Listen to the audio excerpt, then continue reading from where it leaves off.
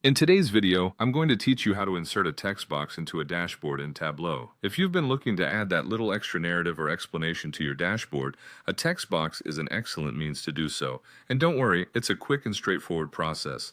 So let's jump right into it. First things first, you'll need to open the Tableau desktop app. Make sure your software is up and running properly. Once you have Tableau open, the next step is to access your worksheet. If you're already familiar with your worksheet, simply navigate there. Your worksheet is where all your data is being visualized. Now, after confirming you're looking at the correct data, you'll want to transition over to your dashboard. Dashboards are where we bring together multiple visualizations into one cohesive view, and that's exactly where our text box will live. Now that you're in the dashboard, you can begin dragging a sheet that you'd like to add into your dashboard. This means clicking on the sheet name and dragging it right onto your dashboard area. This effectively adds the visualization to your display. As you're arranging your dashboard, take a moment to decide where the text box will provide the most value.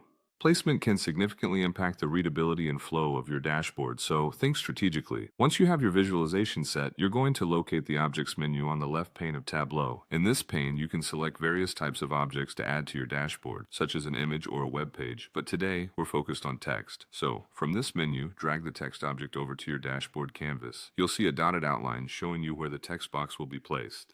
Now that you've dropped the text object into your dashboard, it's time to type in whatever you need to communicate. This could be introductory remarks, explanatory notes, or just a title for your dashboard. You have complete freedom here. Once the text is laid out, you'll have the flexibility to customize the fonts, size, and even color. Make sure that whatever style you pick complements the rest of your dashboard elements and enhances readability. As you edit your text, you're not limited to plain text. You can align your text in various directions and even insert dynamic values, which can be highly beneficial for making your dashboard interactive.